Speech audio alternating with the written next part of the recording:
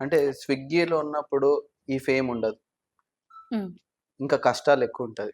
So, అప్పుడు ఎప్పుడైనా నాకు బాధపడ్డారా? తెలీదు యాక్చువల్‌గా యూట్యూబ్ గురించి. ఇట్లా హ్మ్. పాడొచ్చంట. అంతకుముందు నేను అనుకునేది. పాఠం ఎట్లా పాడాలి? ఏంటి? అందరూ ఇట్లా అంటే మనకు వినిపిస్తుంటాయి గదా! సాంగ్స్ హ్మ్. మైక్‌లలో అట్లా. ఎక్కడ పాడతారో ఏందో, ఎట్లా పాడతారో ఏమో అనుకునేదాన్ని. హ్మ్. తర్వాత నాకు యూట్యూబ్‌ల ఇట్లా యూట్యూబ్ అని వచ్చింది. ఒకటి అందులో పాడొచ్చంట ఇట్లనంట అనంక తర్వాత నేను కనుక్కున్నా ఇగ. కనుక్కున్నాంక నేను అప్పటికి నేనొక సాంగ్ రాసుకున్నా. యూట్యూబ్ వచ్చిందన్న తర్వాత నాకు తెలిసినంక వెంటనే అరే! నేను ఒక సాంగ్‌తోని అంటే నాకప్పుడు మనకి ఎక్కువ ఫోక్ సాంగ్స్ అవి ఇవి అప్పుడప్పుడే నేను స్టార్టింగ్ చూడడం. హ్మ్.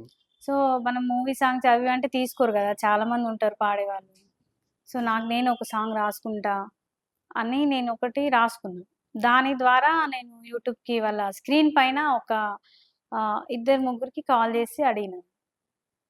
చాలా మంది నంబర్స్ ఉన్నాయి.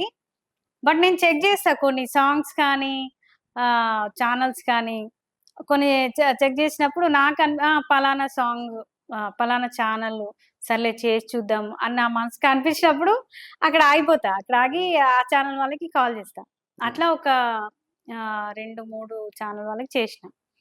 ఆ తర్వాత ఎస్‌టీవీ బంజారా అని ఆ ఛానల్ వాళ్ళు కాల్ లిఫ్ట్ చేసి మాట్లాడిర్రు. హ్మ్. మాట్లాడిన తర్వాత చెప్పిన, "సార్ ఇట్లా నేను ఒక సాంగ్ రాసుకున్నా. పాడతాను సార్. నాకు చిన్నప్పటి నుంచి సింగింగ్ అంటే ఇష్టం." అంటే వాళ్ళు, "సరే అమ్మ వినిపించండి" అంటే నేను వాళ్ళకి వినిపించిన. ఒకసారి పాడి వినిపిస్తారా? హ్మ్. First song.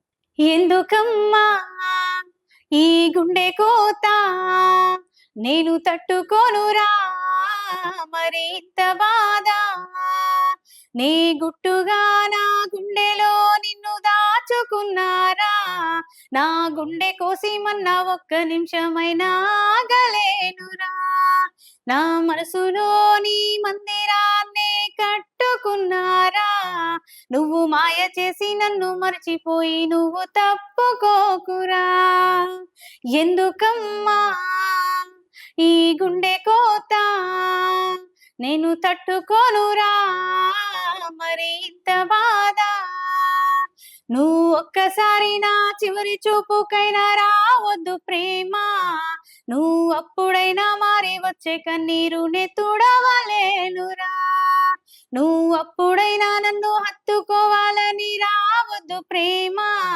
నువ్వు పడుతున్న బాధ నా కన్ను చూడలేదురా ఎందుకమ్మా ఈ గుండె కోత నేను తట్టుకోనురా మరి ఇంత బాధ